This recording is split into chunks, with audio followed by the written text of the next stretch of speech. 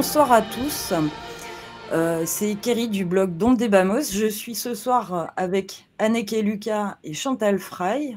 Bonsoir. Bonsoir. Bonsoir. Donde. Et on va parler ce soir de sexualisation des enfants, qui est un sujet clé, je dirais, moi, dans l'agenda mondialiste. On va voir si c'est aussi l'avis de nos deux invités ce soir.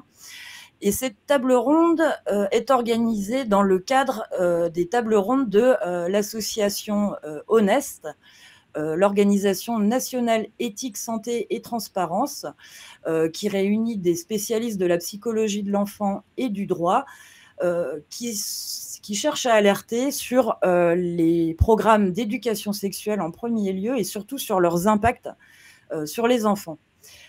Pourquoi on parle d'éducation sexuelle à ce point-là, et notamment de sexualisation des enfants, puisque l'éducation sexuelle, finalement, même si directement elle ne revendique pas la sexualisation des enfants, indirectement, ça revient à peu près au même, puisqu'on banalise finalement une discussion auprès des enfants sur les actes sexuels, sur les rapports intimes, sur ce que c'est que la sexualité, sur se positionner soi-même en termes de sexualité. Voilà. Tout ça, ça pose question et on se demande finalement si c'est pas un programme, si c'est pas quelque chose qui est volontaire, parce que d'après l'analyse des experts de l'organisation Honest, il y a des impacts psychiques sur les enfants à leur parler trop tôt de choses qu'ils ne sont pas prêts à entendre.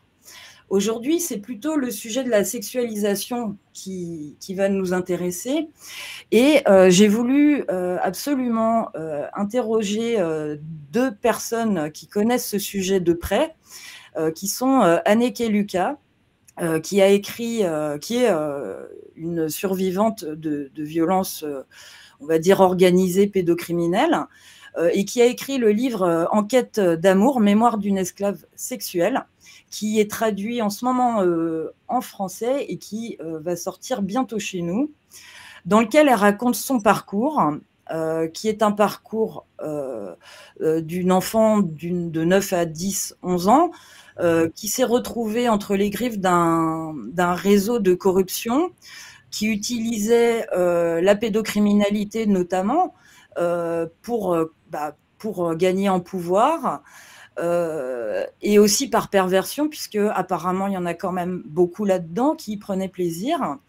Et ils ont diffusé auprès d'Anneke une certaine vision de la sexualité. Et Anneke s'est retrouvée donc dans ce réseau qui était d'abord belge, puis après dans un réseau plutôt même carrément international.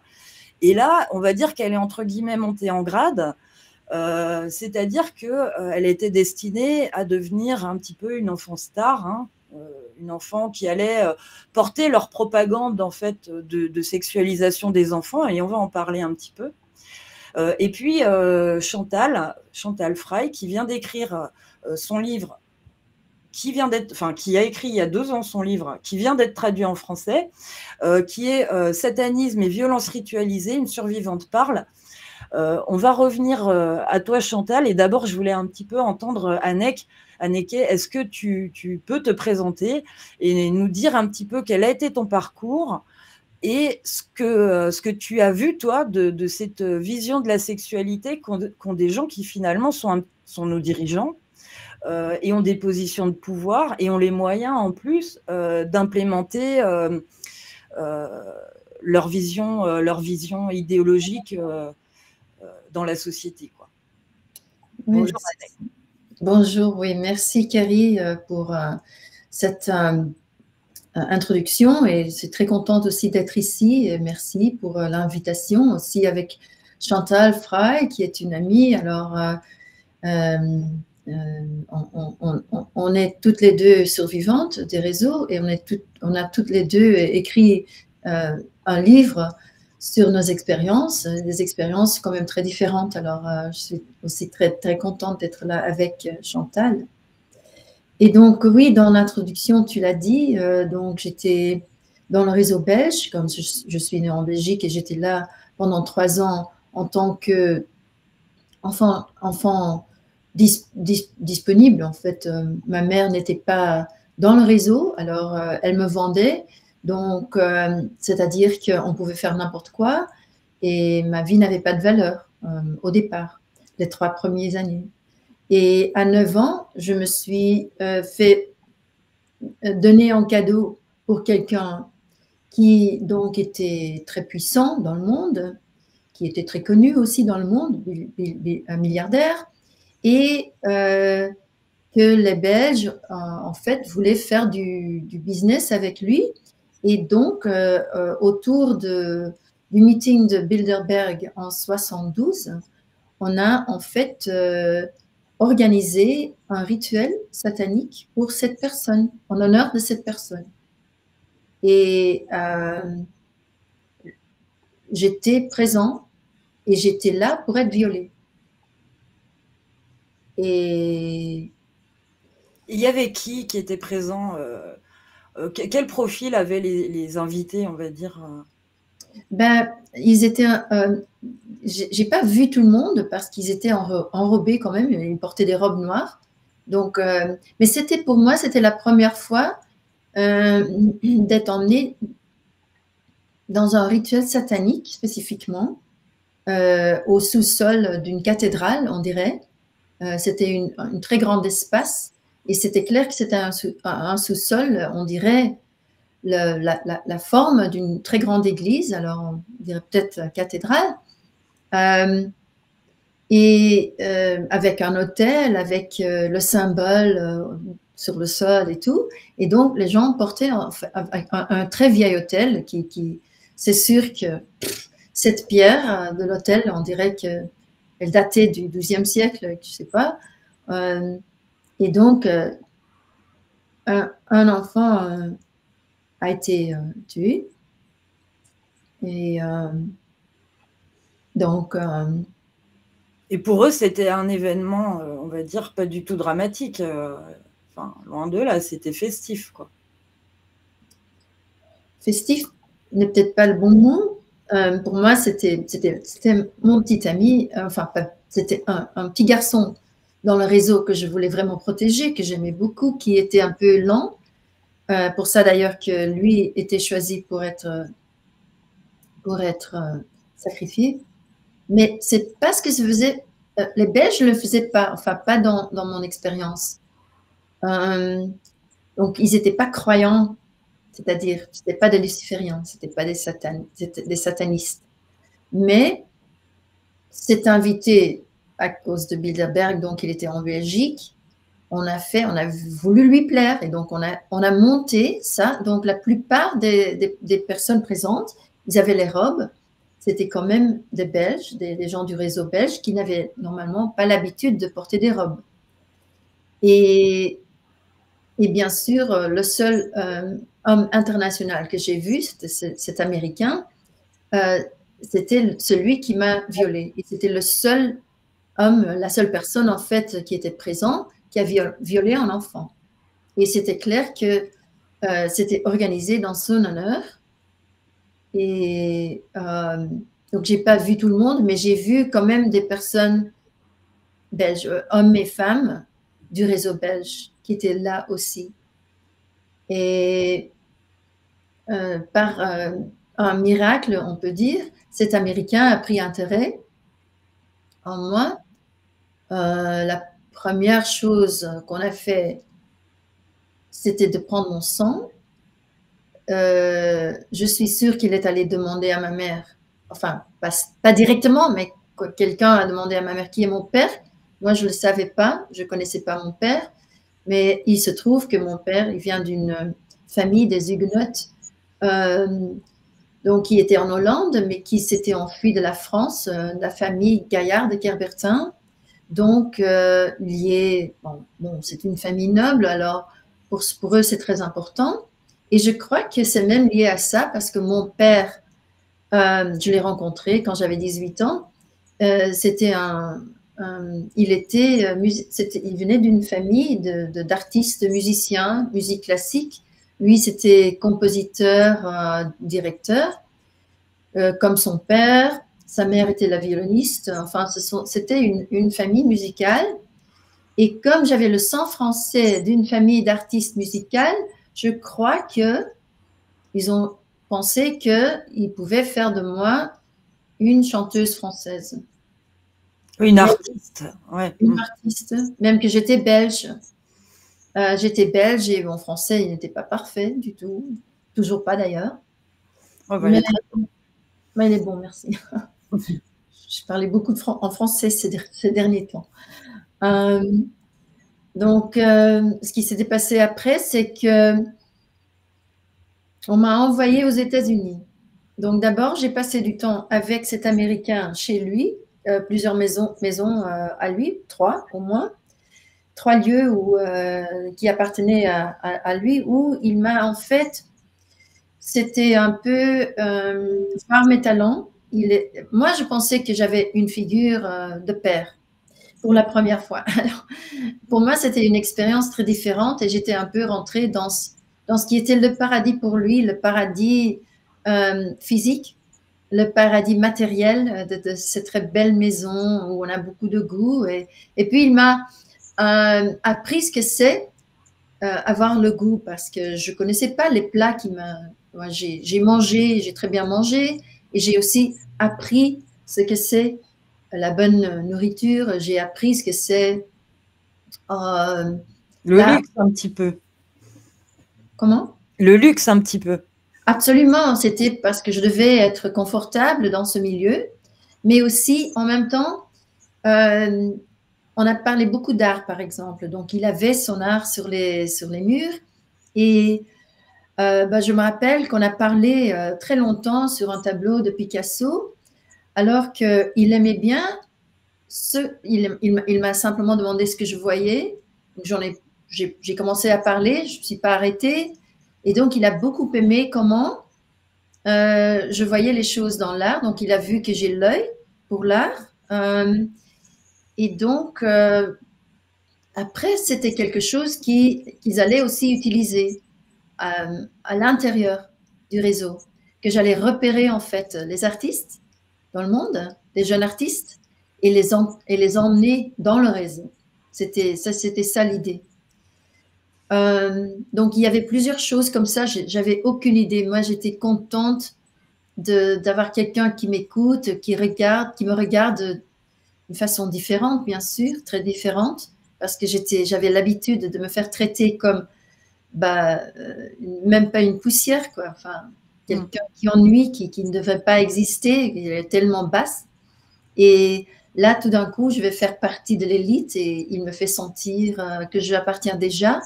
Il m'a aussi emmené faire des courses, par exemple, pour des vêtements, mais aussi en même temps, il était en train de m'éduquer sur ce que c'est le coton comment dire, crispy, croquant, le coton croquant, voilà. De sentir que c'est croquant, que ça, c'est ça le bon coton, pour en fait m'éduquer. Et c'est clair qu'il adorait éduquer un petit enfant comme ça, comme moi, qui absorbait tout ce qu'il avait à donner, qui croyait que c'était quelqu'un de très spécial, de très grand, que j'avais de la chance. Et puis, tu avais aussi vécu des choses qui font que il pouvait faire ça, quoi.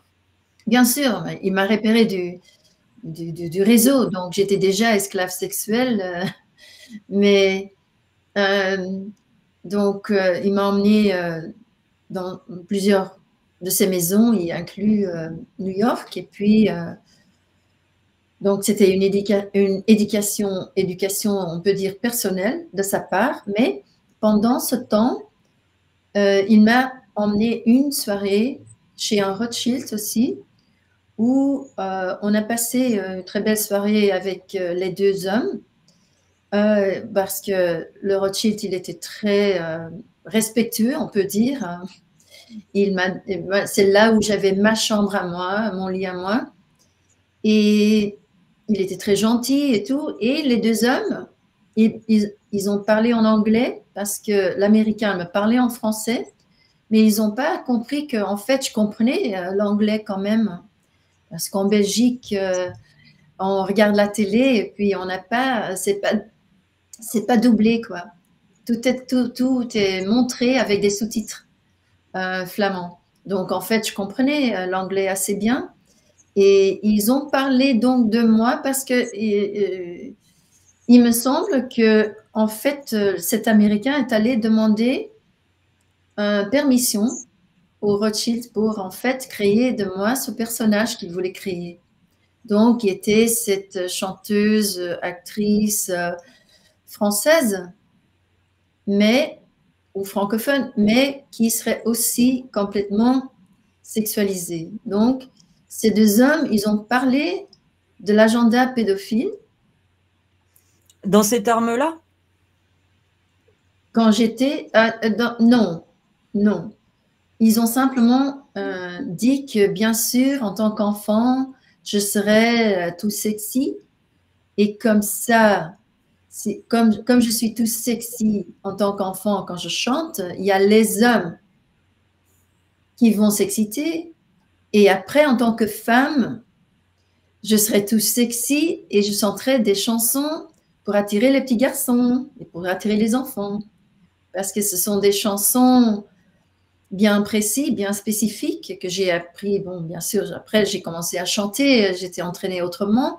Mais les chansons que je devais chanter, c'était dans le genre qu'il y a plusieurs chanteuses d'ailleurs, françaises, qui chantent des chansons pareilles, qui sont des chansons en fait très, on dirait, des chansons d'enfants, mais on parle que du sexe. Et c'est caché le sexe ou c'est très clair dans les paroles? Dans les paroles, c'est très très clair. Mais par exemple, c'est une femme qui chante des garçons. Les garçons, qu'elle aime les garçons, ou les garçons le garçon qui la quitte et elle a fait mal, ou le garçon qui pleure parce qu'elle a quitté. Enfin, elle parle des garçons, elle ne parle pas d'hommes. Et donc, mais c'est surtout le comportement qui est complètement sexualisé. C'est-à-dire que si une femme adulte va chanter, il y a aussi, enfin, une femme adulte qui chante sur les lollipops, c'est pareil, c'est la même idée, qui chante comment dire, des sucettes. C'est la même idée. C'est une femme adulte qui porte des petits shorts, qui est complètement sexy, mais elle se comporte comme un tout petit enfant, comme une toute petite fille sexualisée. Et Oui, il voulait déclencher des émotions liées au sexe chez le public, en fait. Exactement. Ouais. Alors, ils ont parlé de ça simplement, de comment j'allais exciter les hommes et les garçons, quoi. Donc, et puis après, ils m'ont raconté aussi que j'allais avoir cette très belle vie avec...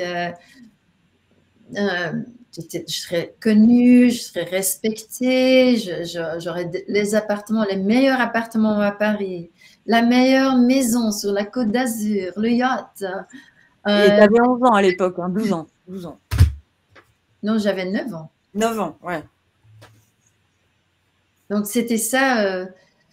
Bon, bien sûr, j'étais complètement accrochée aussi, parce que j'avais l'habitude de me faire traiter très mauvaisement. Et là, tout d'un coup, il y a toutes ces promesses.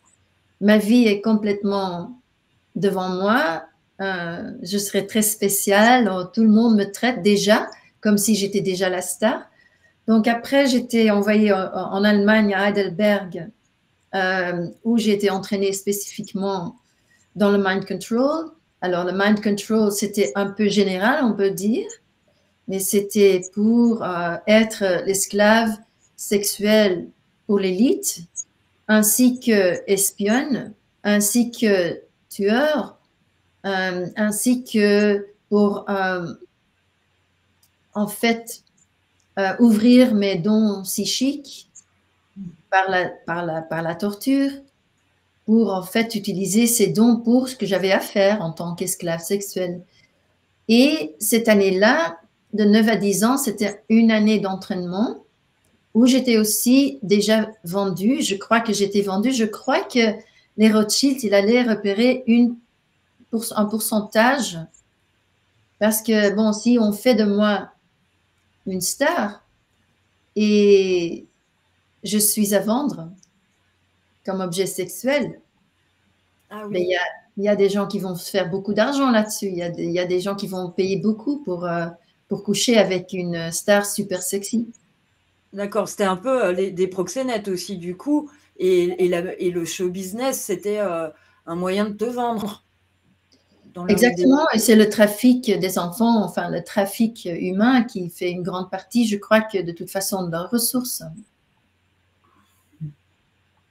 On ne sait pas, on ne pense pas qu'on va payer pour une star, mais bon, si elle est à vendre, et dans ces milieux, tout le monde sait que c'est à vendre, que les femmes, les belles femmes, les jeunes belles femmes sont à vendre, ou pas, mais c'est-à-dire que je crois que j'ai été vendue parce que j'ai passé beaucoup de temps avec un politicien allemand qui était le chancelier du pays avant.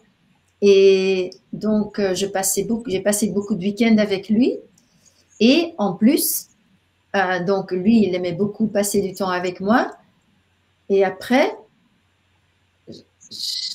j'avais l'Américain qui m'a demandé quelle était sa faiblesse. Donc, j'étais déjà de l'espion, mais j'étais déjà aussi vendue à des hommes politiques pédophiles. Ouais, donc Donc, c'est tout un système basé là-dessus, quoi. oui, Mm. oui, avec un agenda très précis qui, en fait, c'est des hommes. Donc, là, c'est des hommes, il y a des femmes aussi, mais c'est des gens qui, en fait, j'ai toujours ressenti avec l'Américain, psychologiquement, j'ai toujours ressenti qu'il était comme un petit garçon lui-même, qu'il a été abusé en tant qu'enfant, que de toute façon, une chose qui se fait dans cette culture, l'abus sexuel d'enfant, ça fait partie de la culture. Et si on monte dans n'importe quelle sphère, on va trouver que l'abus sexuel d'abord, c'est plus caché ou c'est plus ouvert et on n'en dit rien. Et il y a de plus en plus que, en fait, l'abus sexuel de l'enfant, c'est normalisé.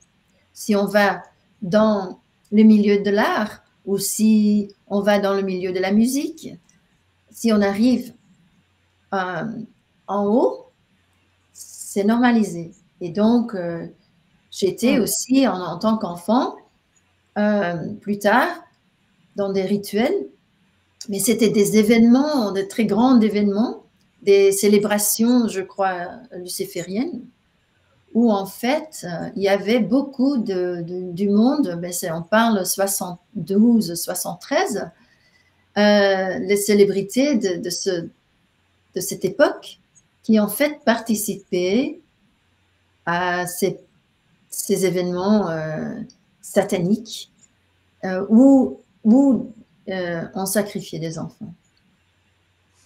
Et bien sûr, le viol d'enfants, moi, à ce point-là, moi, je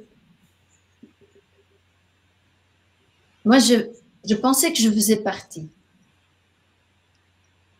Moi, je pensais que je faisais partie. Alors, si pendant une semaine de fête, j'étais au lit avec plein d'hommes très connus à ce temps-là, politiques et autres, ou des chanteurs, des acteurs, et en même temps, j'allais reporter à l'Américain parce qu'il voulait savoir quelle était leur préférence sexuelle d'abord, quelle était leur faiblesse. Cette information, ça lui aide dans son business ou de sa politique à lui. Hein, parce que si, moi, par exemple, c'était quelqu'un qui était chef d'État d'un grand pays, alors je suis allée dire, mon expérience, c'était effrayante avec lui, j'étais dire à l'Américain que cette personne, je ne peux pas lui plaire tant que je suis en vie. Alors maintenant, il y a cet Américain qui sait que pour plaire à cet homme, il lui donne un enfant qu'il peut tuer. Oui. Et comme ça, il a cet homme dans sa poche, toujours. Voilà le respect qu'ils ont de la vie humaine et des enfants, quoi. Exactement. Et même qu'ils n'ont pas de respect pour eux-mêmes, finalement. C'est ça ce que je voulais dire, que c'est comme des petits-enfants qui ont été abusés sexuellement et qui n'ont jamais compris que c'était mauvais, qui n'ont jamais eu le courage de voir que la personne qui leur a fait peur, la personne qui leur a abusé avait tort et que c'était une trahison. Ils n'ont jamais vu, ils n'ont jamais compris. Alors plutôt de rentrer dans leur plus grande peur, que ces messages qu'ils ont reçus pendant cet abus sexuel sont peut-être pas vrais, plutôt que de rentrer dans la peur, ils essayent de changer tout le monde. Ah oui, je Ils vois. essayent que ça soit un monde pédophile et qu'on peut toujours dire non, leurs abuseurs, ils avaient raison. Et moi, je vais le prouver. Et je vais prouver que mon abuseur, il avait raison. Et je vais faire que tout le monde ça va être un monde pédocriminel. Parce que moi, je ne veux pas voir que mon abus à moi, c'était mauvais. Oui, c'est intéressant comme point de vue. On se dit qu'ils le font exprès pour pervertir les gens, mais si c'est simplement pour établir leurs normes à eux, pour certains en tout cas, c'est oui, c'est un autre paradigme en fait. Hein. Moi, je le vois du côté psychologique, alors comme ça, je le dis comme ça. C'est comme ça qu'ils justifient, quoi.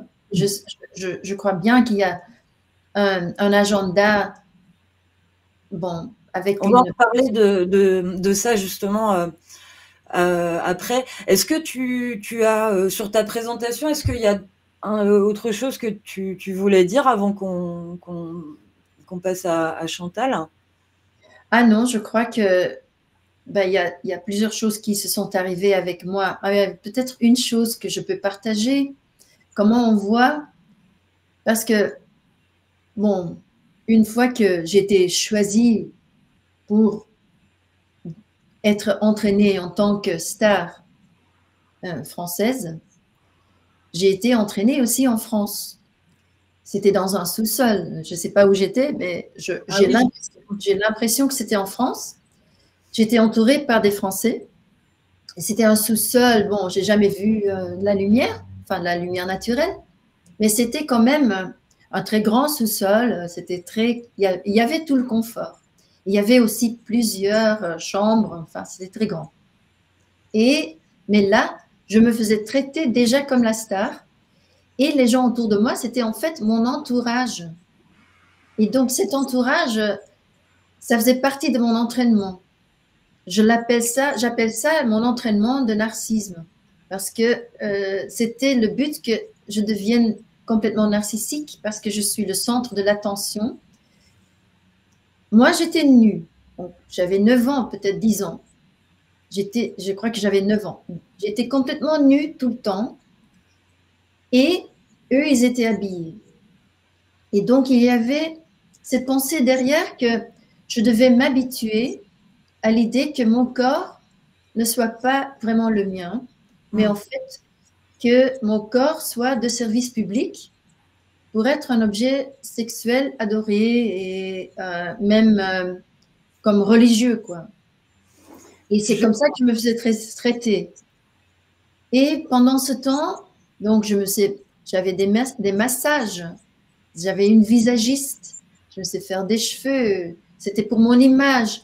Je devais toujours sembler comme je suis complètement naturelle. Je sors du lit le matin et je suis comme ça, complètement naturelle, mais super sexy. Donc, ils ont mis du maquillage, les cheveux, les coupes, enfin tout pour me présenter comme cet enfant qui est complètement sexualisé, objet sexuel, naturel. Et ça resterait, en tant que femme, je devais rester comme ça, la beauté naturelle sexualisée. Et donc, j'avais ces gens qui... Bon, il y avait aussi un photographe, hein. Il y a des photographies, mais le photographe, au lieu d'être comme les autres pervers. C'était plutôt comme si il m'adorait, il me mettait sur un piédestal. C'était comme si le photographe était plutôt fan que les plus belles photos, les belles photos artistiques, plutôt que c'est de la pornographie. Ah oui, d'accord, oui. Aussi, il y avait un prof de chant. Alors, le prof de chant, c'est quelqu'un de très connu en France, qui est compositeur de chansons populaires et aussi chanteur lui-même. Et donc, lui, parce que j'avais une performance à préparer pour un événement qui était organisé par l'Américain. C'était pour mon induction. Et donc, j'allais apprendre les chansons d'Édith Piaf et de Jacques Brel. Et donc, Ne me quitte pas, Jacques Brel et ça. C'était plutôt parce que je suis belge et les Belges, donc, clin d'œil au fait que je suis belge. Mais j'avais une chorégraphie qui était très spécifique, en fait, pour faire en sorte que tout soit sexualisé. C'est une chanson, si vous la connaissez, elle n'est pas du tout sexuelle. C'est une chanson d'un amour de désespoir. Ne me quitte pas de Jacques Brel. Oui. Oui, c'est pas une chanson sexuelle du tout, non. Voilà. Et donc, j'avais par exemple la direction, il y a il y a à un moment donné, il y a le volcan qui jaillit du feu, même qu'on le pense trop vieux. Alors à ce moment-là, je dois me mettre sur les genoux d'un vieil homme, de lui regarder ses génitaux et de jouer avec le fait que c'est le vieux volcan, quoi. Et puis voilà, le vieux volcan qui jaillit quand même encore du feu. Voilà. Et puis il y avait une instruction. Après, c'est les terres brûlées. Alors voilà, pour les terres brûlées, il fallait que je regarde une femme. Voilà. Une femme, c'est-à-dire une femme qui n'est pas une enfant comme moi, une femme, donc elle est trop vieille. Hein, les terres brûlées. Ça parle qui donne encore plus de blé. Enfin, c'est ça. Quand même, il y a quand même encore du blé, mais c'est des terres brûlées. Hein. Voilà. Donc, on regarde une femme et on a la petite blague contre la femme plutôt que l'enfant. Mais pendant que j'avais ces cours de chant dans ce sous-sol, donc c'était pas la performance même, c'était les répétitions, j'étais nue, bien sûr, et lui, il me touchait sexuellement. Puis après, je chante. Alors maintenant, il me touche sexuellement, lui, il est très excité, il me touche avec son doigt pendant que je chante. Alors, vous imaginez, je chante, mais alors ma voix, elle devient complètement sexualisée. J'ai les joues complètement rouges. Je suis en fait honteuse. J'ai les joues qui sont complètement rouges. Alors, parfait pour eux. Parce qu'en fait, maintenant, il y a l'enfant qui chante complètement sexuellement. Ah oui, d'accord. Et c'est ça le but. C'était la formation à enfant star, quoi. Enfant star, en fait, aussi pour exciter les hommes. Oui, et esclaves sexuels, oui. Oui. Et j'ai pas, voilà, je voulais partager ça. J'ai pas encore partagé comment ça se fait que ça s'est pas fait. Mais bon, c'est une autre histoire. Bah, on va peut-être couper là, mais en gros, on va pouvoir y revenir après. Il n'y a pas de souci, parce que après avoir présenté un peu le parcours, même beaucoup le parcours de Chantal, je vais montrer enfin, non, je crois qu'on va embrayer juste après, en fait, avec le côté programme délibéré, hein, le côté programme et organisation de tout ça, dès qu'on a présenté Chantal. Oui. Comme ça va te permettre de continuer, en fait, hein, et de donner un peu aussi ton avis sur ce que tu vois dans ton vécu, mais qui n'est pas forcément lié au réseau, quoi. D'accord, merci. Donc, je reprends. Alors, du coup, je reprends. Merci, merci Annek. Anneke, je vais y arriver. On va maintenant présenter, enfin, je vais maintenant présenter Chantal Frey. Bonjour Chantal et merci beaucoup d'être avec nous.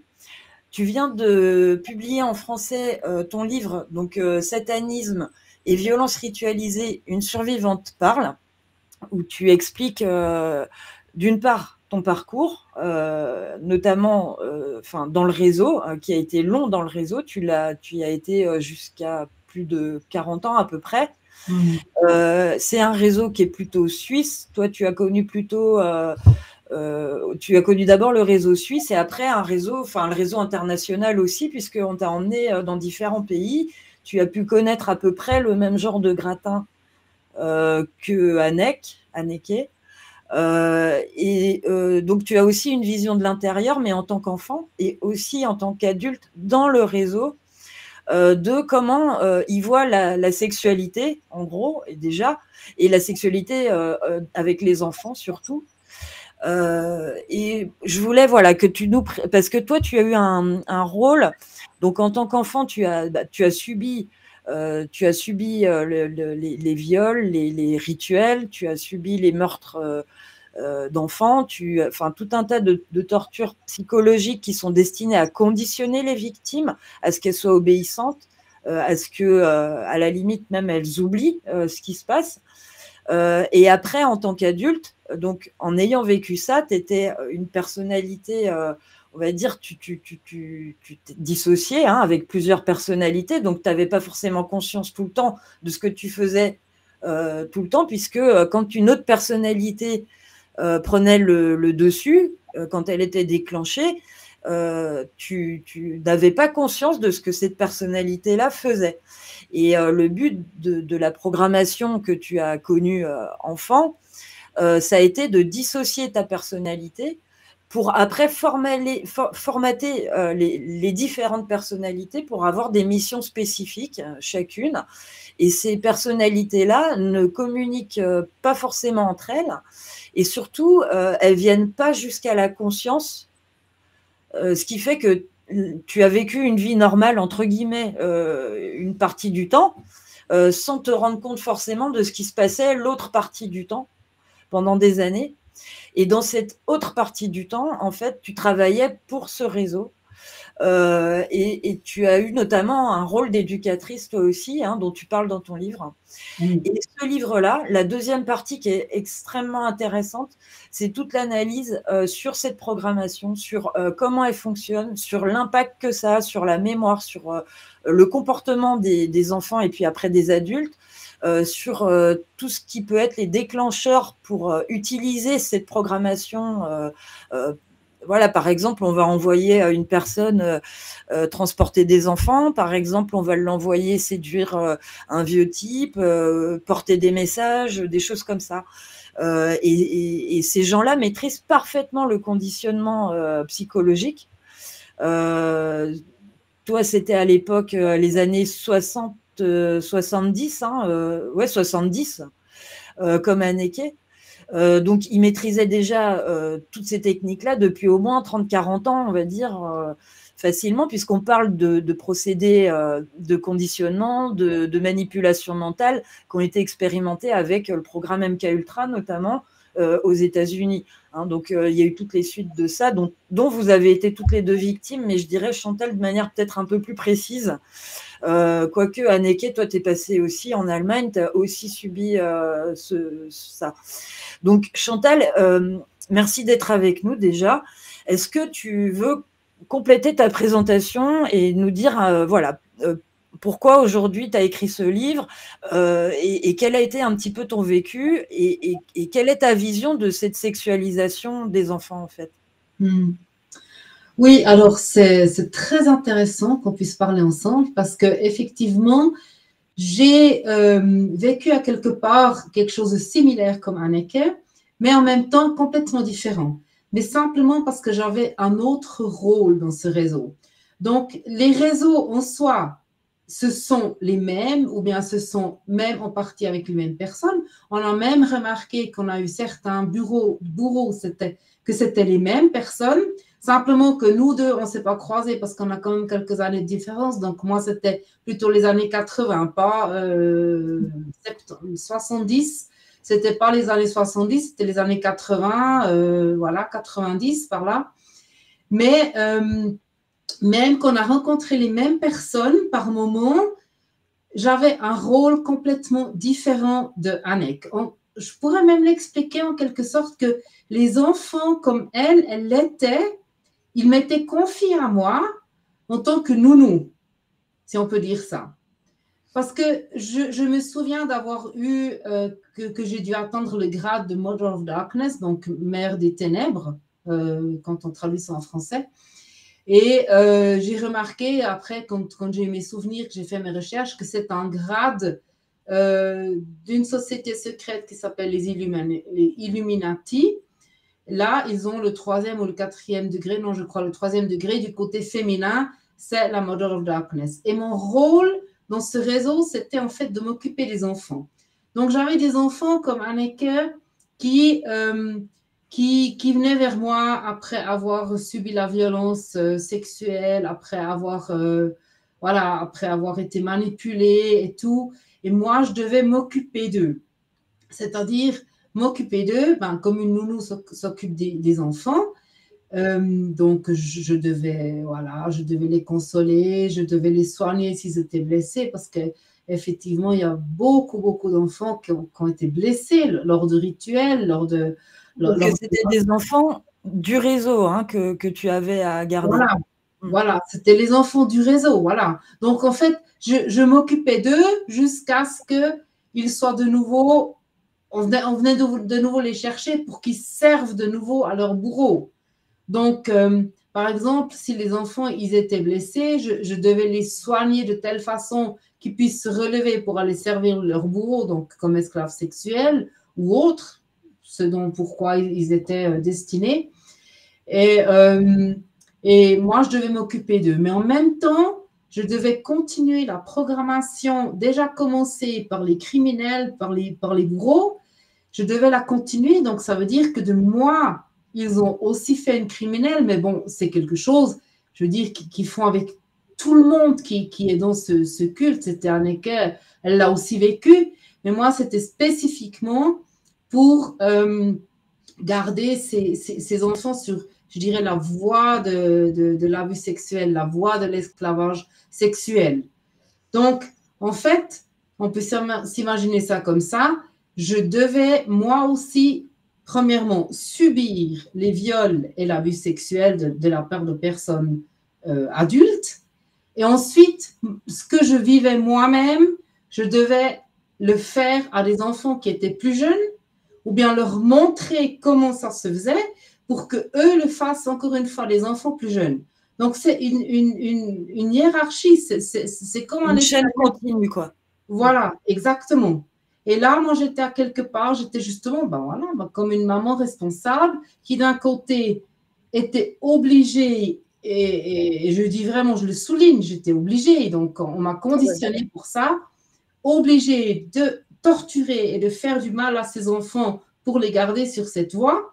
Et en même temps, j'étais celle qui les consolait et qui les nourrissait, etc., pour les garder en vie. Ou bien, voilà, ou bien si on me disait que je n'avais pas le droit de les garder en vie, je devais les laisser mourir. Donc, voilà, j'avais un rôle... ambivalent. Ambivalent, oui, enfin, très à double sens, oui. Donc, vraiment, et comme tu disais, c'était dans une vie parallèle. Donc, je vivais cette vie au quotidien avec une famille, ou pendant la journée, j'allais à l'école et tout. Et puis, souvent, la nuit ou bien les week-ends ou pendant les vacances d'école scolaires, je subissais ces sévices-là et je devais avoir mon rôle dans ce culte satanique. C'était la normalité, tout ça, pour eux, quoi. C'était la normalité, absolument. C'était la normalité, oui. Et moi, ensuite... moi, j'étais justement souvent dans la famille et dans le quartier où j'ai grandi. J'ai grandi dans un quartier où il y avait une secte qui habitait autour de nous. Enfin, on était tous dans le même quartier. Et cette secte s'appelait les Adorateurs du Soleil. Donc, c'est une secte qui vient de la France, d'après ce que j'ai compris. Et dans cette secte, il y avait des personnes qui faisaient partie du réseau pédocriminel satanique. Donc, j'ai vécu vraiment des rituels sataniques où les gens croient à Satan, où ils louent Satan, où ils appellent des esprits divers, voilà, où ils appellent les démons et tout. Donc, ça, je l'ai souvent vécu comme une part de ma programmation à moi. Et ça, je l'ai vécu en Suisse. Et ensuite, si j'ai bien compris le système, eh ben, j'étais une enfant qui dissociait très, très bien. Et ça, c'est quelque chose de magnifique pour un réseau, parce que plus les enfants dissocient, mieux on peut les utiliser, parce que je me taisais, c'était le silence absolu sur mon vécu. À quelque part, je ne savais plus rien. Je ressentais, je dis toujours, à quelque part, je le savais, mais je n'en étais pas consciente, pour essayer d'expliquer mon ambivalence aussi à ce niveau-là. Et je n'étais pas consciente de ce qui m'arrivait. Et en fait, j'étais l'esclave parfait pour ces réseaux pédocriminels sataniques. Et j'avais mon rôle justement de cette Mother of Darkness là-dedans. Du coup, ce que tu as vu, toi, c'est une volonté délibérée de mettre les enfants, dès le plus jeune âge, dans des comportements sexuels. Absolument, absolument. Et d'ailleurs, j'ai dû le faire moi-même. Donc, j'ai dû programmer moi-même ces enfants pour qu'ils aient des comportements sexuels. Comme je disais avant, je devais continuer le travail qu'on m'apprenait à moi-même. J'ai dû leur montrer justement, enfin, franchement, ce que je lis maintenant dans les documents qui nous sont présentés là, je devais leur montrer comment se faire des attouchements, comment faire des attouchements à d'autres enfants. Je devais leur montrer même le viol entre enfants, comment ça se faisait. Je devais leur montrer comment servir, comment être des servantes pour l'esclavage sexuel, donc pour des personnes adultes, pour voilà, comment faire. Ce qui est fou. Voilà, j'aime pas le prononcer, mais voilà, comment faire avec un homme, voilà, comment est-ce qu'il faut se comporter quand les hommes ont tel et tel désir, ou bien même des femmes. C'était mon rôle. Et un des rôles que j'avais aussi, c'était choisir les enfants qu'on pensait qu'après, qu'ils seraient très bien aussi pour servir au réseau. Et ce sont les enfants, comme je disais avant, qui savent bien dissocier, qui dissocient parfaitement bien quand on leur fait des tortures. Ces enfants-là servent bien pour le réseau, et c'est là que je devais faire le tri, qu'on m'a appris à faire le tri. Et donc, avec des tortures et des viols. Mais c'est intéressant parce que pour eux, c'est la normalité. Ils font ça sur les enfants dès le plus jeune âge, mais ils s'arrangent pour que autour, les gens qui ne sont pas dans le réseau ne le voient pas. Donc, c'est que quelque part, ils savent que ce n'est pas la norme pour tout le monde quand même. Ben, oui, bien sûr. Ils savent quand même que ce sont des actes criminels. Absolument. Et voilà, si je peux enchaîner par rapport à ce qu'elle disait Anneke avant, moi, je vois ça exactement de la même façon quand même. Ce qui est en train de se passer maintenant, c'est qu'ils essaient de trouver un chemin légitime pour leurs actes criminels, pour légitimiser leurs actes criminels. Pour qu'en fait, après les attouchements aux enfants, les abus sexuels, moi j'appelle ça de la criminalité, j'appelle pas ça la sexualisation des enfants, moi j'appelle ça la légitimité des criminels.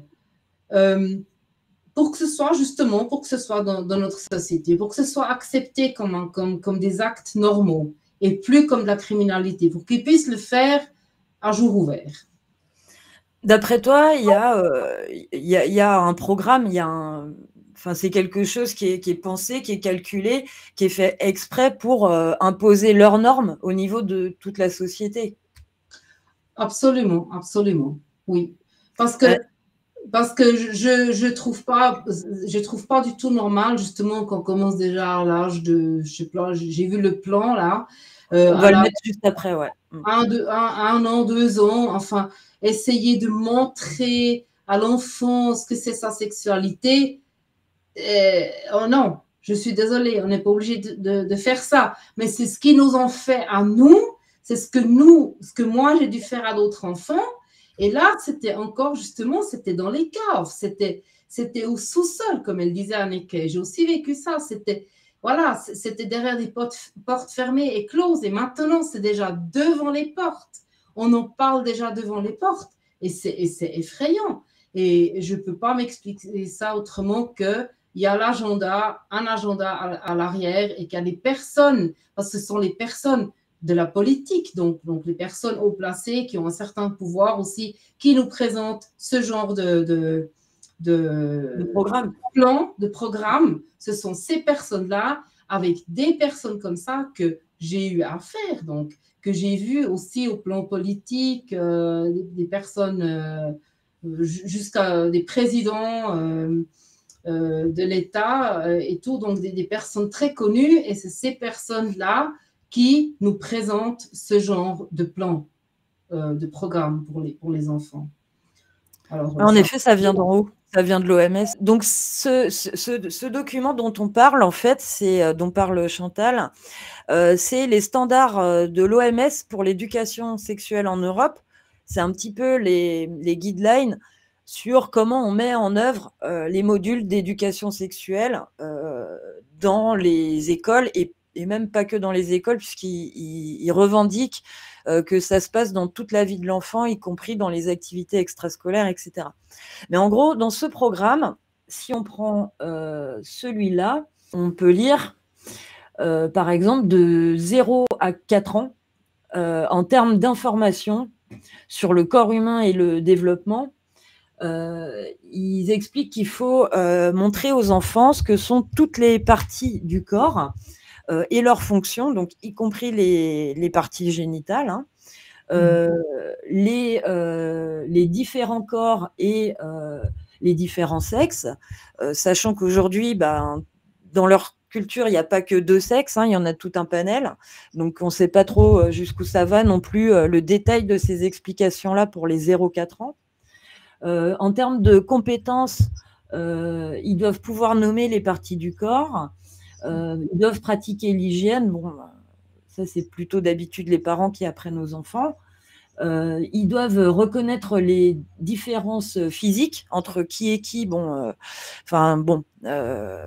Voilà. En termes d'attitude, ils doivent avoir une image positive de leur corps et de eux-mêmes, le respect des différences et une bonne estime de son propre corps.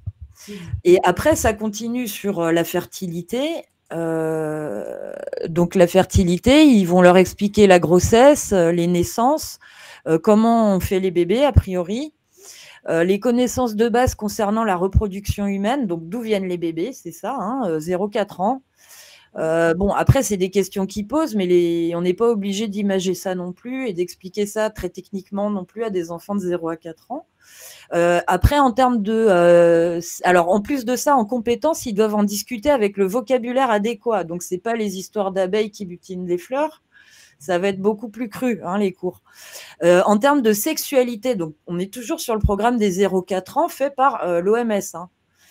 En termes de sexualité, ils expliquent que l'enfant doit être informé sur le plaisir et la satisfaction liés au toucher de son propre corps, la masturbation enfantine précoce, c'est écrit tel quel, la découverte de son propre corps et de ses parties génitales, le fait que le plaisir lié au contact physique est un aspect normal de la vie de chacun, à moins de 4 ans, hein, on parle des petits, la tendresse et le contact physique comme une expression de l'amour et de l'affection, des notions qu'un enfant de 0 à 4 ans a du mal à saisir, évidemment.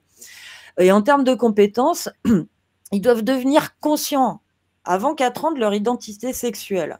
Ils doivent parler des sensations désagréables ou agréables dans leur propre corps, exprimer leurs besoins, désirs et limites. Enfin, qu'ils expriment leurs limites, ça, je suis tout à fait d'accord. Mais alors, leurs désirs à 0-4 ans, j'espère qu'on ne parle pas de désir sexuel. Ils doivent avoir comme attitude une attitude positive vis-à-vis de leur corps et de toutes ses fonctions et le respect des autres. Voilà. Je voulais un petit peu avoir votre sentiment, vous, d'après votre vécu, à quoi ça vous fait penser quand on regarde ce genre de choses. Est-ce qu'il y en a une qui veut commencer? Oui, volontiers, si c'est OK. Chantal, je t'en prie. Merci. Oui. Alors, voilà. Ils doivent exprimer leurs limites entre 0 et 4 ans. Mais là, franchement, j'ai quelque chose à dire parce que les limites, en général, on les apprend quand on est justement dans une famille saine et avec des parents sains. C'est là qu'on apprend les limites naturelles. Mais vu que ce genre de choses, je suis désolée, mais pour moi, c'est les idées des pédophiles, ce n'est pas l'idée de personnes saines. C'est justement parce que c'est eux qui veulent ensuite dire aux enfants où sont les limites.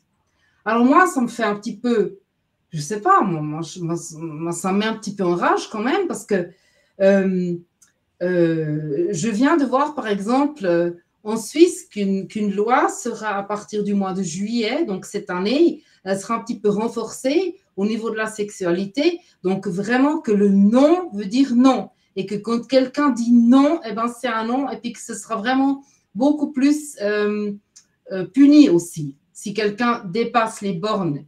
Mais quand on est victime de pédocriminalité, ces bornes, on ne les connaît pas, on ne connaît pas le nom parce que ces bornes, ces limites ont été blessées. Donc, et moi, je sais ça par rapport à moi, j'ai énormément de séquelles à ce niveau-là. J'ai dû apprendre où sont les bornes. Je ne les sens pas. Je ne les sentais pas parce que notre vie, elle a été tellement sexualisée. Et comme disait Anneke, depuis tout bébé, tout enfant, c'était normal qu'on devait séduire, qu'on devait flirter avec des hommes à l'âge de 5-6 ans. C'était tout normal. Et donc, les bornes et les limites d'un enfant qui a été abusé sexuellement, qui a été violé ou même seulement à toucher, eh ben, elles sont autre part. Et ce non, moi, par exemple, à l'âge de 20 ans, 30 ans même, j'aurais été incapable de sentir où se trouve ce non en tant que personne saine, parce que justement, je ne l'étais pas. Et là, je veux dire, j'ai vu par exemple, je pense qu'en France, c'est la même chose, mais moi, j'ai vu maintenant, justement, il y a 2-3 jours en Allemagne, une crèche qui veut ouvrir une crèche où ils disent, alors j'ai marqué ça, où ils créent des espaces libres pour l'essai de pratiques sexuelles enfantines. Justement, une crèche, ce sont les petits entre 0 et 4 ans. Alors, un endroit libre où ils doivent aller, où ils vont leur montrer qu'on peut se toucher, qu'il faut se toucher, etc. Ce que tu viens de lire ici, c'est incroyable. Et pour moi, c'est justement ces blessés, ces limites naturelles qu'on a en nous en tant qu'être humain. J'en suis persuadée. Pour moi, c'est comme, j'aime bien prendre l'exemple, par exemple, d'une fleur ou bien même d'un fruit. Hein? Une fleur ou bien un fruit, au départ, en hiver, il n'y a rien. On voit absolument rien. Un pommier, on voit rien. Ensuite, il y a les fleurs qui viennent au printemps. Et ensuite, ça commence à grandir. Et en automne, on a la pomme mûre qu'on peut manger. On ne peut pas aller manger la pomme mûre déjà au printemps. Ce n'est pas possible. Je ne peux pas prendre une échelle et puis monter au ciel et puis je ne sais pas quoi, le décrocher le soleil pour faire un petit peu plus de soleil pour que la pomme mûrisse plus vite. C'est pas possible. Bon, on a certaines techniques, les paysans ont certaines techniques, mais voyez ce que je veux dire. Il y a des processus naturels. C'est la même chose pour une fleur.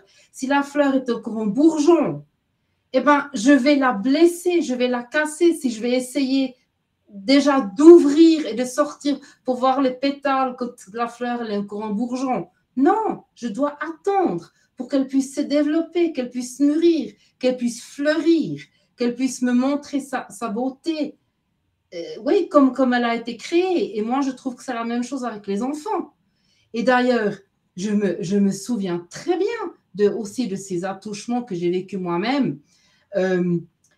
Parce que quand je parle d'abus sexuels et quand je parle de viol, c'est pas toujours avec, si on s'imagine, c'est pas toujours avec qu'on a été frappé ou bien qu'on a été attaché à une barre ou à un lit ou comme ça, etc. La violence, tu veux dire physique. Voilà, c'était pas toujours avec des traces physiques. C'était justement qu'on nous disait, écoute, t'es ma gentille princesse, c'est un acte d'amour, tu sais que je t'aime beaucoup et ça fait partie de l'amour. C'était même avec beaucoup, beaucoup de gentillesse que des fois, ils nous approchaient, nous les enfants.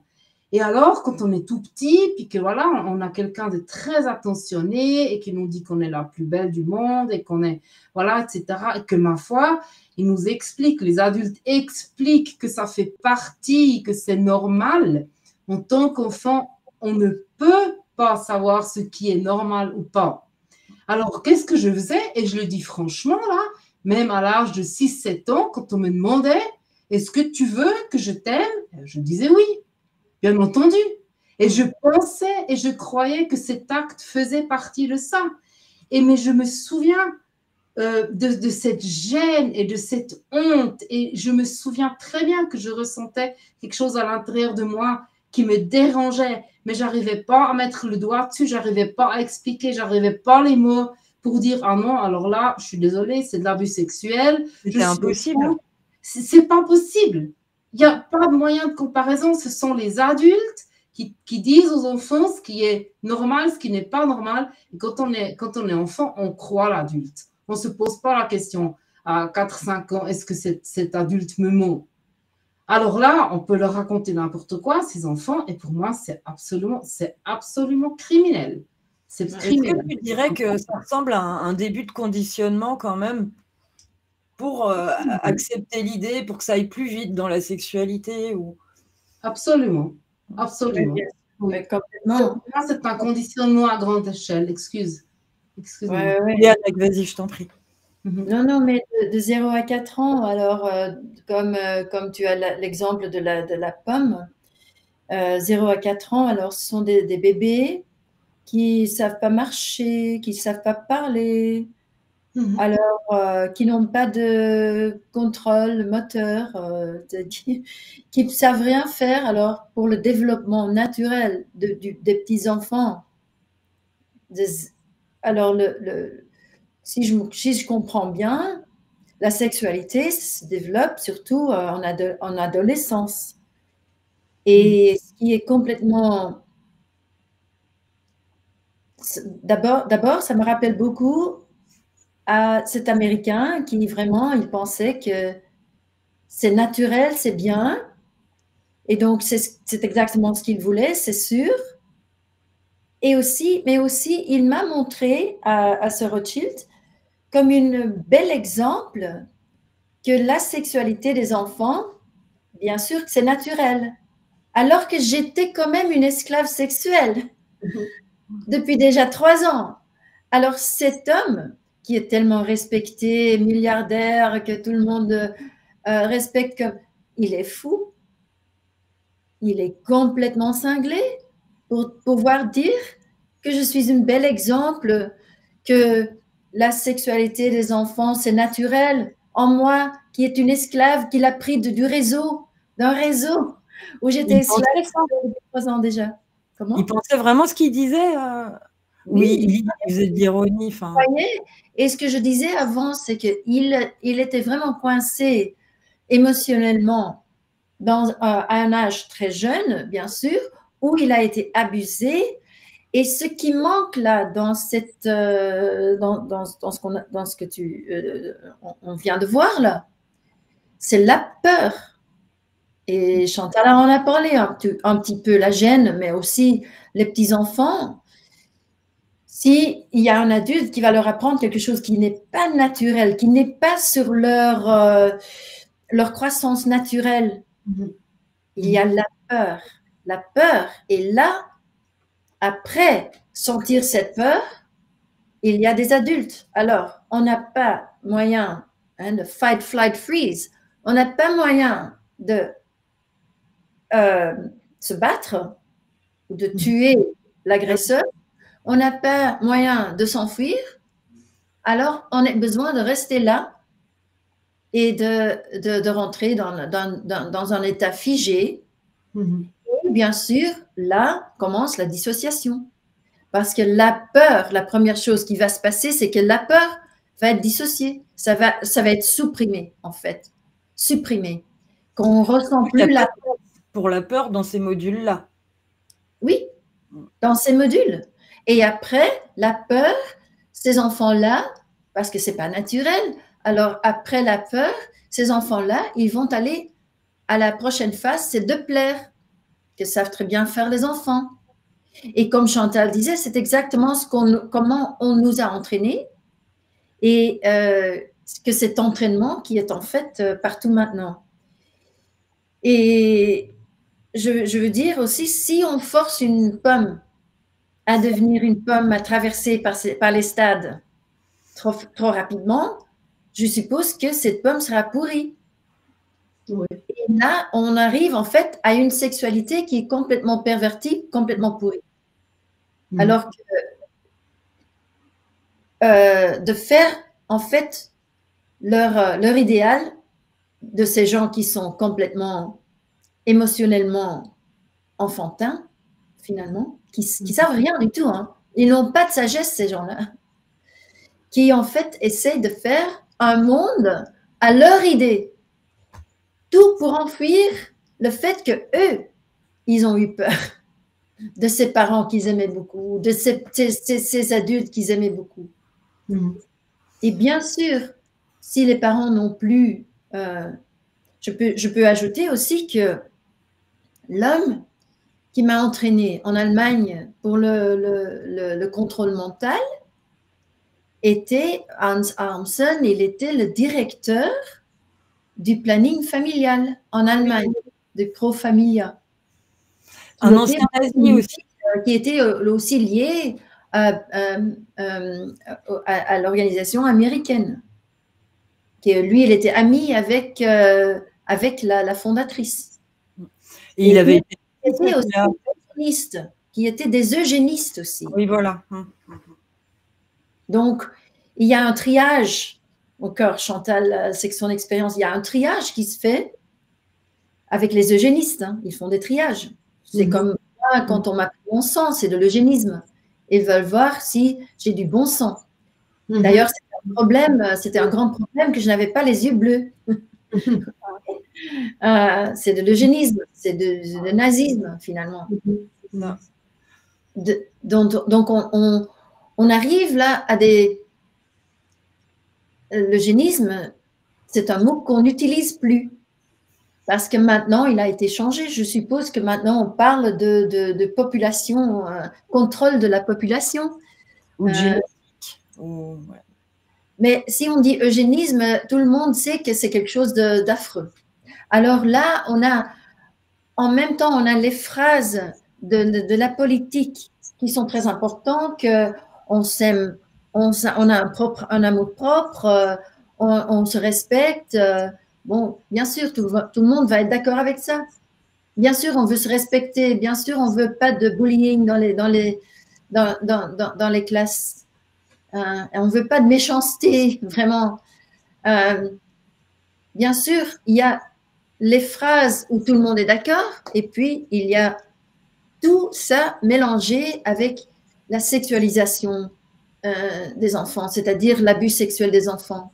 Et en plus, quand on apprend à un enfant, encore comme Chantal était son expérience à elle dans le réseau, quand on apprend à un enfant ce que c'est la sexualité, que ça vient d'un adulte d'abord, il y a l'enfant qui va en fait le répéter. Et que c'est aussi, ils utilisent des choses normales de la psychologie et ils utilisent pour leur agenda qui est néfaste. Voilà. Et c'est pourquoi d'ailleurs, moi je dis, ils n'ont pas de sagesse, je suis tout à fait d'accord avec toi, mais par contre, ils savent ce qu'ils font. Hein. Là, on parle de personnes justement qui ont fait des études, qui sont haut placées, voilà, qui savent quand même, qui savent quand même ce qui, ouais, qui savent faire un planning, qui savent le montrer au monde. Enfin voilà, c'est pas du n'importe quoi. Moi, je suis persuadée, ils savent exactement ce qu'ils font. Ils savaient aussi ce qu'ils faisaient avec nous. Ils avaient un but. L'entraînage, c'était un but de nous avoir justement à quelque part dans notre place dans le réseau. Et je crois que là, ce qu'on est en train de voir, c'est exactement la même chose. Ils ont un but à grande échelle. Et oui, il y a le concept de droit sexuel qui est hyper tordu parce qu'il s'applique aussi à des enfants qui ne votent pas parce qu'ils n'ont pas le libre arbitre, mais ils devraient être assez évolués pour accepter des relations sexuelles avec des adultes, par exemple, quoi. Exactement. Tout ça, ça mène à ça. Le droit, encore politiquement, on a les mots, les droits sexuels de l'enfant, comme si c'est un droit et non pas une convenance pour les pédocriminels, finalement. C'est simplement un danger pour les enfants. Pas de droits sexuels pour les enfants. Les enfants, c'est pas qu'ils ont pas de droit, ils ont le droit à être traités avec du respect. Voilà. Tous les enfants ont le droit de ne pas être abusés. Voilà, c'est tout. Et d'introduire des concepts et des choses physiques avant leur âge, c'est de l'abus. C'est de l'abus, c'est très simple. Voilà. C'est ce qu'on pense aussi à Honest. Et effectivement, Régis Bruno expliquait ça, c'est un pédopsychiatre qui fait partie de l'organisation Honest. Il expliquait que les enfants n'ont pas le développement du cerveau nécessaire pour comprendre ce dont on leur parle. Donc, de toute façon, c'est des informations qu'ils ne vont pas savoir trier, enregistrer comme nous, on attend qu'ils le fassent. Et c'est vrai qu'on voit se multiplier dans les écoles aujourd'hui des agressions sexuelles entre gamins de maternelle, ce qui arrivait a priori pas avant, d'après ce que disent les professionnels. Donc, on voit aussi l'augmentation de la prostitution des mineurs en France. Le nombre de cas a triplé ou quadruplé en 10 ans. Et pourtant, ça fait 10 ans qu'ils nous mettent des cours d'éducation sexuelle qui sont censés avertir les enfants qu'il faut se préserver. Et c'est tout l'inverse qu'on constate en réalité. Donc, je voulais vous dire… Pardon, vas-y. Oh, je disais exactement. Parce qu'en fait, éducation sexuelle pour la prévention pour les adolescents, ça oui, bien sûr. Hein, on est d'accord. Oui, oui. Mais tout le reste, c'est de la programmation. Surtout que la prévention, au tout début, il n'y en avait pas. Il n'y avait pas du tout d'aspect prévention dans les modules d'éducation sexuelle. Il a fallu que les associations en France tapent du poing sur la table pendant 3-4 ans pour qu'ils commencent à en mettre et dire maintenant, oui, regardez, il y a de la prévention. Bah ouais, mais ce n'était pas prévu au début, en fait. C'est assez inquiétant. Je voulais vous lire une phrase qui est tirée des standards pour l'éducation sexuelle en Europe, là, le document où il y a le tableau qu'on vient de voir. Je voudrais avoir votre avis. Ça dit « L'éducation sexuelle donne aux enfants et aux jeunes, en fonction de leur âge et de leur niveau de développement, les informations, les compétences et les attitudes qui leur permettent de comprendre leur sexualité et d'en jouir, d'avoir des relations sûres et satisfaisantes et d'assumer la responsabilité de leur propre santé et bien-être sexuel, tout comme de la santé et du bien-être sexuel des autres. » Oh. Ouais. C'est encore bien d'enfants. J'entends mon abuseur américain qui croyait vraiment que c'était une bonne chose parce qu'il n'a jamais compris. Parce que, tu sais, quand on est dans la vérité, on n'a rien à prouver. Hein? Il n'y a rien à prouver parce qu'on le sait en nous, c'est intériorisé. Donc, c'est seulement quand on n'est pas avec la vérité qu'on a besoin, en fait, de faire la preuve. Et donc, il y a beaucoup qui se fait dans le monde, bien sûr, pour prouver. Mais il y a des gens qui conduisent des grosses voitures parce qu'ils ont besoin de prouver qu'ils ont du succès, etc. Et puis, il y a aussi des pédocriminels qui sont en train d'essayer de prouver que, en fait, avec toutes leurs ressources, tous leurs scientifiques qui sont payés pour, en fait, toujours prouver que, en fait, quelque chose qui n'est pas du tout vrai, qui n'est pas du tout un sens commun, qu'il n'y a pas du tout de sens commun, pour, en fait, introduire ça comme, introduire les mensonges pour prouver à eux-mêmes, finalement, enfin, donc cet Américain, il était toujours en train de prouver à lui-même que son abuseur à lui, j'ai l'impression, avait raison. Qu'en fait, c'était pas de l'abus. Quand lui s'est fait abuser sexuellement en tant qu'enfant, il voulait dire, il était toujours dans cet espace émotionnel du petit enfant qui croit que seulement en cet amour pour cet abuseur. Ah oui. Alors, ces gens-là, il y a cet abuseur qui est en dessus d'eux, qui me mettent en dessus. Ouais. Et tout le reste doit être en dessous. C'est-à-dire qu'il y a une révérence énorme. Et le syndrome de Stockholm, un petit peu. Ben oui, mais moi, je pense plutôt en projection de pouvoir, parce qu'un enfant qui est tout petit, ses parents sont des dieux. Ou des gens qui s'occupent des enfants sont des dieux pour des enfants, parce qu'ils ont besoin des adultes, parce ils peuvent pas marcher, comme on disait avant, ils peuvent rien faire sans nous. Donc, il y a cette projection énorme sur cette personne qui fait peur finalement. Et donc, c'est une amour qui est basée en fait dans la peur. Et je marquais que tous les psychopathes dans le réseau, ils étaient psychopathes parce qu'en fait, ils étaient coincés dans cette peur et ils faisaient tous à partir de cette peur qu'ils ne veulent pas connaître en eux. Alors, ils font tout pour ne pas sentir cette peur. Et donc, là, on a encore une fois, moi, tout ce que j'entends, c'est une phrase qui est un peu trop longue et compliquée, mais enfin, je comprends à peu près que c'est une phrase pour prouver que les abuseurs ont raison et qu'il n'y a pas du tout de problème avec ça. On va donner les bonnes clés aux enfants pour avoir une sexualité épanouie. En gros, c'est ça la phrase un petit peu. Voilà. Et surtout la fin de la phrase, moi, ça me fait assez peur parce que si j'ai bien compris, la fin de la phrase, c'est « et qu'on est aussi responsable pour la bonne sexualité d'autres personnes ». C'est ça. Ouais, qu'on assume la santé et le bien-être sexuel des autres aussi. Ouais. Voilà. Alors moi, ça m'a tout de suite fait penser parce que moi, j'ai vécu avec tout ça, j'ai vécu encore l'abus spirituel.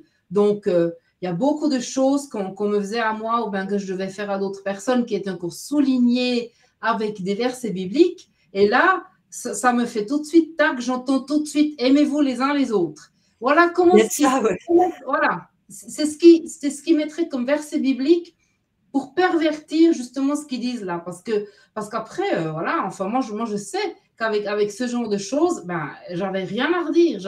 Je pouvais pas dire, c'était clair, c'était les adultes, c'était ces abuseurs qui avaient raison. J'avais aucun argument à leur dire. Et là, voilà, c'est le sentiment que ça me fait moi. Je sens ça comme quand j'étais enfant. Si on m'avait dit ça quand j'étais enfant ou adolescente, ouais, rien à dire. Hein. Ils ont raison. Hein. On est obligé quand on est enfant, quand on est adolescent, de s'occuper de la sexualité des autres. Voilà. C'est la norme dans les réseaux pédophiliques. On t'aurait dit ça à l'époque, ça ne te choquait pas du tout, quoi. C'était raccord avec ton réel, ton quotidien, quoi. Absolument. Mais comme je disais avant, c'était encore derrière les portes. Les portes, elles étaient encore fermées. Donc, oui. C'était encore dissocié dans mon monde dissocié, dans mon monde parallèle que je vivais. Je n'avais pas le droit d'en parler à l'extérieur. Je n'avais pas le droit d'en parler à mes camarades d'école. Mais là, maintenant, voilà, c'est présenté par l'OMS. Hein, et c'est quand même, c'est quelque chose, c'est un truc de dingue, ça. Et je voulais vous demander, justement, on a l'impression que c'est presque un premier jalon qui est un petit peu d'habituer à ce qu'on associe enfance et sexualité. Étape 2, oh bah, les enfants ont donc une sexualité, bon, ils ont des droits, donc pourquoi les empêcher d'en avoir, y compris avec des adultes, si les deux sont d'accord, pourquoi pas. Et étape 3, carrément banaliser les pratiques bah, que vous avez connues, quoi. Oui, tout à fait. Et d'ailleurs, c'est ça, moi, je crois que c'est exactement ça leur plan. Parce qu'ils vont gentiment habituer la population et la société à des phrases telles comme ça. Ah, ben, aimez-vous les uns les autres, voilà, etc. Les enfants, c'est tout gentil, ils ont leur propre sexualité, il faut les aider, avec des phrases comme ça qui sont inversées et qui sont sataniques à la base. Enfin, en tout cas pour moi, c'est mon avis, c'est perverti, mais ça se présente comme quelque chose de bien, de gentil, Oui. avec beaucoup d'amour, etc., avec beaucoup de compassion et de protection pour les enfants, mais quand on ne regarde pas comme il faut, eh ben, on va y croire. La population et la société va y croire. Et c'est de la manipulation, pour moi, c'est de la manipulation de la société et de la population. Et quand on n'est pas vraiment, comment est-ce qu'on dit, ouais, qu'on n'est vraiment pas réveillé et qu'on ne s'intéresse pas tellement à ces choses-là, qu'on ne voit pas à l'arrière, eh ben, on se laisse guider par un plan comme ça qui est tout à fait perverti. Et on ne le remarque même pas. Et c'est très clair aussi que ce sont des psychopathes finalement. C'est pas écrit par quelqu'un qui a quoi que ce soit de sens de ce que c'est d'être un être humain. Voilà. Parce que il y avait une fille dans le réseau en Belgique et elle avait mon âge, mais elle m'a abusé beaucoup. Et elle se moquait toujours de moi. Et c'est-à-dire qu'elle avait perdu, parce que, bon, je connais un peu son histoire, c'est horrible, l'inceste dans la famille du départ, je suis sûre. Et c'est comme si elle avait aussi accepté que c'était normal, que c'était quelque chose de bien, et qu'elle, de toute façon, elle pouvait se sentir aimée par l'attention sexuelle et pas autrement. Et donc, elle était aussi très jalouse parce que, bien sûr, il y a des enfants qui sont complètement perdus et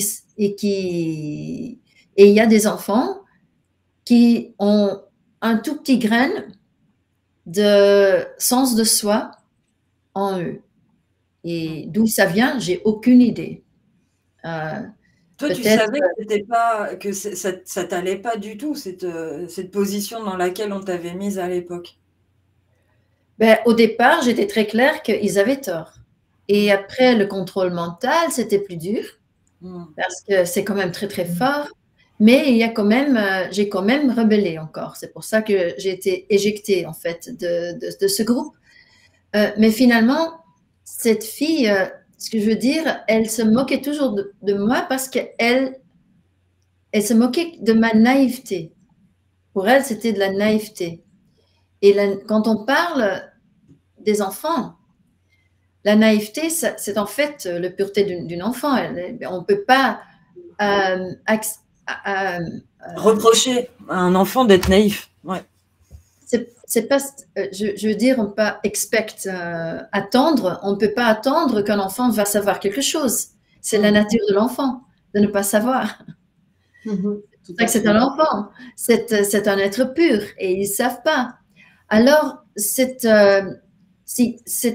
idée que c'est naïf, que si tu ne sais pas quelque chose, tu es naïf et donc tu te fais attaquer parce que tu es naïf, il semble que, en fait, dans ces documents, il y a la même dissociation qu'il y a avec les victimes et aussi avec les abuseurs. Il y a une dissociation là. On ne peut pas mettre un enfant sur un comment dire, un plan d'un adulte et de faire comme si ce n'est pas un enfant et aussi dire il faut qu'on se respecte, etc. C'est complètement dissocié. C'est complètement fou. Ça vient des gens qui sont extrêmement malades et qui ne savent pas ce que c'est un enfant, c'est clair.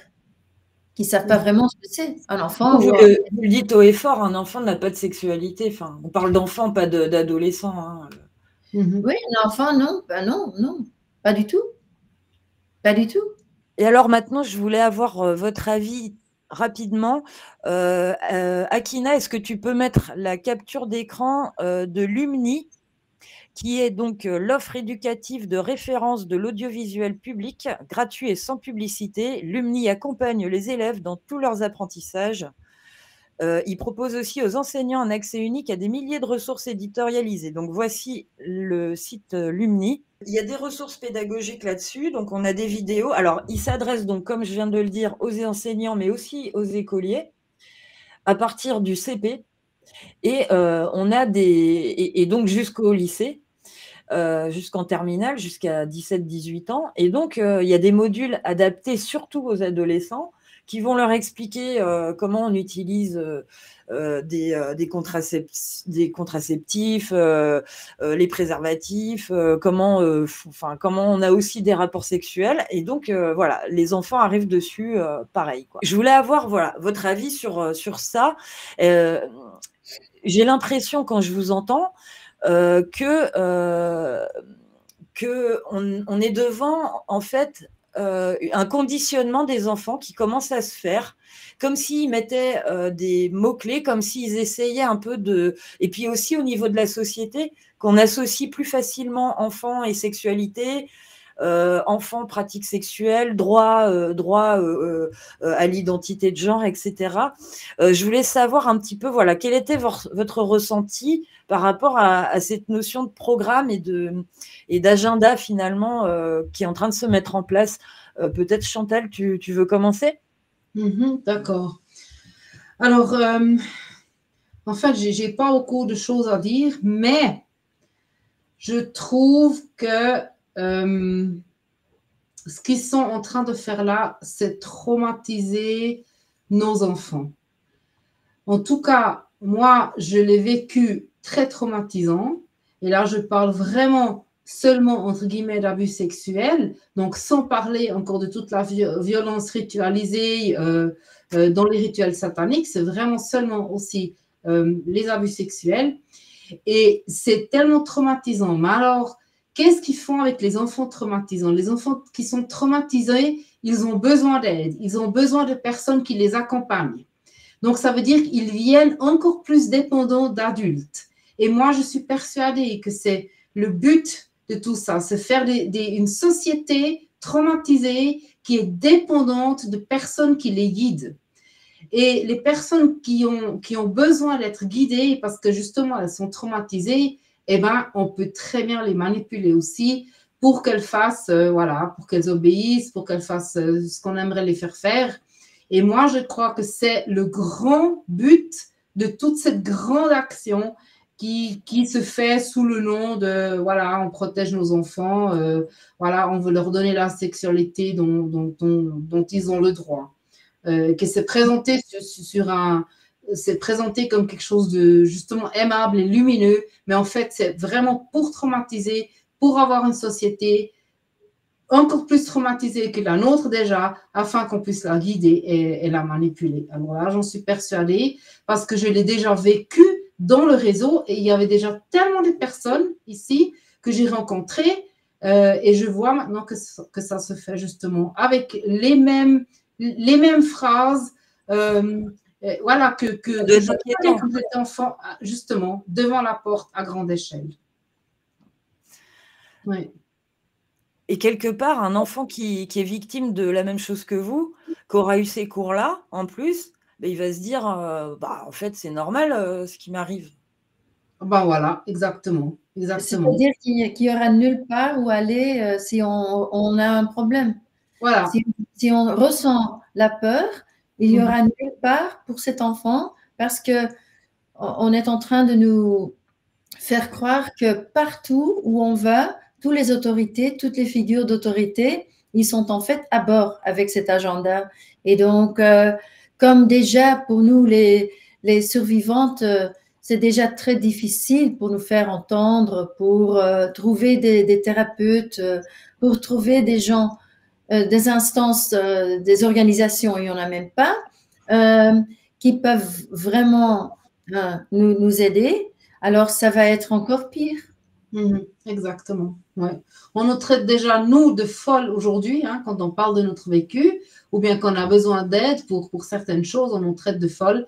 Et ensuite, ça va être encore pire parce que les enfants, avec leurs sentiments qu'ils auront, leurs sentiments de peur, de honte, de gêne, etc., qui veulent aller chercher de l'aide, eh ben, ils n'en trouveront pas parce que ça sera normalisé. Voilà. Ils vont refouler, même si ça se trouve, ce sentiment de honte en se disant voilà. C'est moi qui ne suis pas normal. Voilà. Et c'est ce qu'ils vont leur dire aussi d'ailleurs. Ouais, et là, il y a aussi, avec ce document, il y a, enfin, ce site-là, Lumni, il y a des adultes qui sont habillés en costume. Alors, il y a cet élément de fun, de c'est drôle, c'est marrant, c'est cool. Et c'est comme si un adulte s'habille en spermatozoïde, quoi. C'est drôle, quoi. Hein. Et donc, il y a toujours cet aspect, surtout les Américains sont très bien en faisant ça. On retourne à entertainment, on retourne en divertissement un petit peu. De quoi? En faisant du divertissement un petit peu, du divertissement de l'un côté, mais aussi il y a beaucoup de lavage de cerveau sur le fait de faire partie d'un club. Et donc, la politique, bien sûr, est utilisée complètement pour ça. Et il y a une très grande tendance aux États-Unis pour les gens qui ne veulent pas avoir l'air de ne pas comprendre l'humour, de ne pas être cool. Donc, il y a les personnages, par exemple, moi, je viens du monde du yoga. Il y a des personnages qui sont hyper sexualisés sous une politique de, par exemple, le yoga, c'est pas seulement pour les corps minces. Alors, on a des différents corps, mais par exemple, je pense à quelqu'un qui, il y a 20 ans, qui a commencé à dire le yoga, c'est pas seulement pour les gens minces, mais c'était très clair que c'est quelqu'un qui est exhibitionniste. Alors, cette personne a mélangé le yoga avec le sexe. Ah boum! Et est devenue et c'est clair que cette personne, on lui a offert une plateforme. Et elle a reçu un manager, agent, blabla, et qui a un agenda. Alors maintenant, elle parle du yoga et le satanisme. Alors, mais elle a son compte quelque part, un site pornographique où on paye les créateurs, hein, les stars porno, ils font le nouveau porno, quoi, et où il n'y a pas d'exploitation parce que tout le monde fait ça par choix. Donc, c'est comme ça, c'est toujours la même chose. C'est les gens qui vont tout sexualiser. Et après, et maintenant, il y a aussi tout mélangé, que rien ne veut plus rien dire. Hein, parce que le yoga, qu'est-ce que ça veut dire? D'abord, le yoga, ça a été complètement rendu physique dans l'Ouest. Alors, déjà, c'est un peu partie de la méditation. Est-ce que c'est le yoga, je pense? Et après, on a mélangé le yoga avec tout. Oui. Avec tout. Et maintenant, ça rentre parfaitement dans l'agenda. Oui, tout va dans le même sens partout, quoi. Voilà, avec des personnes bien choisies, quoi, des personnes qui sont en train encore d'enfuir leur propre honte, leur propre abus sexuel, la peur qu'ils ont vécu au moment de leur trauma et qui est complètement dissociée, et ils ont comme les gens qui mettent l'agenda en place, qui sont quelque part pour en fait faire en sorte que cet agenda il va réussir, mais je ne crois pas que ça va réussir parce qu'il y a trop de monde qui aime les enfants, je crois. Il y a trop de monde qui sont qui sont guéris aussi, qui savent ce que c'est d'être bien en soi. Moi, je connais tous ces stades parce que, bon, toi aussi, surtout, sûrement Chantal, mais je ne vais pas parler pour toi, mais dans la guérison, d'où on vient là, dans la guérison, j'ai passé par tous les stades. Oh oui. Les stades. Alors, je sais, par exemple, que les enfants ne sont pas des êtres sexuels parce qu'en fait, moi, j'ai dû revivre, en fait, ces stades-là où j'étais, en fait, déjà sexualisée, mais après la guérison, il y a la peur pour entrer dans la peur. Et après, il y avait besoin pour moi, par exemple, d'être dans ce stade émotionnel où ça ne veut rien dire du tout. Et donc, je suis célibataire depuis très longtemps parce que c'est très facile, parce que j'avais besoin vraiment d'être dans ce stade et d'être même dans le stade où je vois un couple qui se donne des baisers, je dis c'est la réaction normale des enfants à certains stades. Alors, il a fallu que tu passes par là, en fait, c'est ça. Oui. Et donc, je peux dire avec conviction que les enfants ne sont pas des êtres sexuels parce que non, j'étais sexualisée, mais ça m'a fait du mal et je suis rentrée en contact avec la peur, en fait, qui on essaye de maintenant dissocier. C'est très clair, merci beaucoup. Je pense qu'on a à peu près fait le tour, mais je voulais savoir si vous aviez des choses là que vous aimeriez ajouter, qu'on aurait oublié sur ce sujet ou sur votre parcours, et éventuellement même sur comment vous avez repris le dessus par rapport à tout ça, quoi. Oh, bah là, on pourrait. Alors, comment avoir repris le dessus, on pourrait reparler encore une fois. On reparlera, Chantal, bientôt sur la chaîne d'Akita. Et Anek aussi, quand ton livre sera en français, il n'y a pas de souci, mais on va dire assez rapidement quand même. Voilà, ce que vous aimeriez ajouter, quoi. Oui, alors de mon côté, j'aimerais dire, écoutez, tout le monde peut aider pour que cet agenda, enfin voilà, pour attaquer cet agenda en quelque sorte, c'est-à-dire par exemple diffuser des vidéos ou bien des interviews comme nous on en a fait maintenant, mais il y en a d'autres aussi. Mettre des commentaires sous les vidéos, parler à la famille, parler aux voisins, parler peut-être à des autorités si on a l'occasion. Mettre des commentaires sous les vidéos d'autres personnes qui diffusent pour cet agenda, donc qui sont pour l'agenda. Ça, c'est des petites choses que chacun d'entre nous peut faire. Et moi, je pense que, voilà, avec de la fantaisie, tout le monde peut se lever, tout le monde peut faire quelque chose. Et moi, ce que j'aime beaucoup dire, c'est l'union fait la force. Et je suis persuadée qu'on peut se lever, qu'on peut changer quelque chose, qu'on peut élever notre voix. Et pour dire justement qu'on n'est pas d'accord avec ce genre de programmation, ce genre de programme qui nous est présenté maintenant par l'OMS. Et je crois qu'il est de notre devoir aussi de faire ça pour protéger justement nos enfants. Et voilà, c'est ce que je veux dire. Je veux encourager les gens à se lever, à faire quelque chose, à élever la voix, pour protéger et aussi sauver nos enfants. Merci beaucoup, Chantal. Anneke, je te laisse éventuellement conclure. Ça, c'était une très belle conclusion. Et la seule chose à quoi j'ai pensé, c'est qu'en fait, cette programmation, c'est dans les écoles, mais c'est partout aussi. C'est partout où on regarde.